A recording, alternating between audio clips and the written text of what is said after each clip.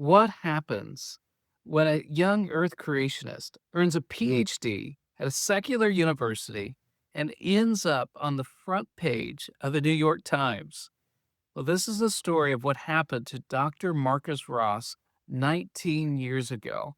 How one leaked conversation, one very controversial belief, and an unexpected phone call led to him being put front and center on the front page of the New York Times. I think you'll enjoy this. It was a very unusual situation that brought me onto the front page of the New York Times in 2007 on this very day. So here we are, February 17th. And as we were talking just before the show, I realized like, oh, wow, that actually was like this day. Today's the anniversary for it. So yeah, I'm a young Earth creationist, and I am a geologist and a paleontologist by training. But my undergraduate, master's degree, and my PhD are all in the fields of geology and paleontology, specifically vertebrate paleontology. So I studied animals with backbones. I did do studies with some of the other, invertebrate critters and things like that along the way. You learn a lot. And when I was in my PhD at the University of Rhode Island, one of the big cultural things that was going on was this court case in Dover, Pennsylvania, about whether or not intelligent design could be was there was kind of like this statement that the science teachers were supposed to say, letting people know there was a book in the library. Ended up in a big court case over, basically forcing the biology teachers to tell people about intelligent design. And all of that was going on in 2005 when I'm in my PhD program. And word gets out at a journalistic fellowship from one of my professors. He leaks out to this whole group of press people that, hey, actually, we've got a creationist in our department. And everybody's ears just like perk up because this is a big deal that's been going on. And all of a sudden, our department and me are being bombarded from the Boston Globe and the Providence Journal and others. And the department's like, oh no, we're not talking to anybody. No, no, they just shut everything down. We're not talking about this. We're not putting ourselves or our students at risk. It's a big kerfuffle. Forget about it. And there was nothing to be had there. And apparently there was a couple of big arguments between, some people in my department and the guy who yapped his mouth out to all these journalists and said, no, we're not doing this to any of our students. Fast forward a year and a half, and at the end of 2006, I graduate with my PhD. And this faculty member who's since passed on, was irritated that he had been shut down so hard. And so as soon as I was graduated, I'm not a student anymore. So he picks up the phone and he calls his good friend at the New York Times, Cornelia Dean, who happens to be the editor of science at the New York Times at the time, and says, well, guess what we just did? We just graduated a young Earth creationist with a PhD in paleontology. Isn't that a fascinating story? And she said, oh, that certainly is. And Cornelia Dean was no friend to creationism. She wrote a lot of articles against intelligent design, in particular, especially during the Dover case, but even before that. And so, she's just sitting there going, oh, this is going to be really good stuff. And so all of a sudden, out of the blue, over Christmas break, I'm getting, a phone message from Cornelia Dean at the New York Times saying, hey, I've heard about, you graduated, would love to do a story about this. And I'm thinking, I don't want this kind of heat.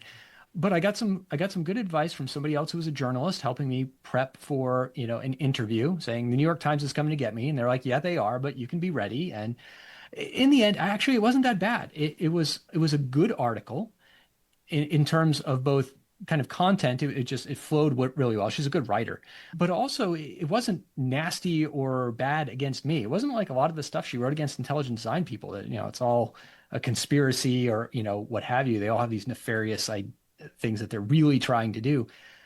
And when she went to interview the people who were my professors, my coworkers, and things like that at the University of Rhode Island, I had great relationships with my advisor, with my department.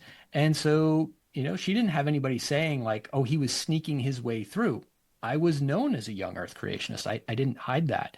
And, to the people who might be listening and thinking about this, one of the things that a lot of creationist, intelligent design folks of various stripes have said over the years is, if you're in graduate school, keep your head down. Don't tell anybody, if you believe something different than the standard evolutionary perspective, because you're vulnerable. And that's true. It absolutely is true, right? I've got other stories from when I was in South Dakota in my master's degree, and I was nearly thrown out of the university because of my position as a creationist. It was really ugly. So I get that concern. But the other thing is that when you are open about your beliefs, especially when they clash very, very strongly with those that are, most widely promoted. I would tell people like the closer you are to issues of the age of the earth, of biological evolution, of things of that nature, I think the more important it actually is to let your close advisors know that you hold differences, because if word gets out, that you are a creationist and you haven't told them, they feel betrayed, perhaps, right? They feel like they've been lied to, or you've been holding back. If you tell them ahead of time, you might get dropped as a grad student, right? That's an entirely possible thing. But on the other hand, it's also quite possible that they will say, okay, well, that's your religious belief if they kind of go that direction. And then if somebody else comes up and says, hey, do you know who that person is? They can actually say, yeah, and we're not discriminating against them for that. And that's what happened to me in Rhode Island even before all this happened. So there was some tremendous benefit about being open with, these folks in the department who are all evolutionists, all of whom held to an ancient age of the earth. I was the weirdo. I get that. But because I was open and because I was honest with them and because also I tried to do very good work within their own systems and paradigms as well, when it came down to the New York Times, there wasn't anybody at the University of Rhode Island who was going to say something nasty about me. Yeah. They kind of liked me and I liked them. I cared about them. So in the end, the New York Times article I thought was pretty good. And the wild part about it, Stephen, was that it was like the world's slowest news day, because when it came out, I heard that it was coming out that day. So I taught a lab at Liberty University where I was a professor. And I then ran over to Barnes and Noble to go get a copy of the New York Times. This is right, 2007. We're still getting actual newspapers sometimes. And Right. I immediately start riffling through the whole thing, looking for like, where do they put science? It's got to be around like section E or F or, whatever. Not seeing anything. So I flip the whole thing over to find the index. And as I do, I watch my own picture rotate over the fold on the first page, right? Front page of the New York Times. And like my head is like following around, is like, whoa, wait, I flip it over. And this story is literally the top story of February 17th, 2007. The story right next to it is that Rochester is buried under 6 feet of snow. I mean, it's real. And it would be for the next couple of days, it would be the most frequently linked and the most frequently blogged about article in the New York Times for about 3 days after that. It was pretty wild. That's 19 years ago now, something like that. But I think it's still an interesting, instructive thing. It's not, pat myself on the back or anything like that. It's an instructive situation of how being open about even such a big difference in a controversial topic like the age of the earth or evolution can open doors when you least expect it. That tendency that I had of letting my advisors know that I held big differences actually, caused me troubles sometimes, but it also had some real benefits. And I think that's a valuable sort of thing. There's the parables of Christ where he talks about, people who, or not parables, but when he says, if you confess my name before men, I'll confess your name before the Father.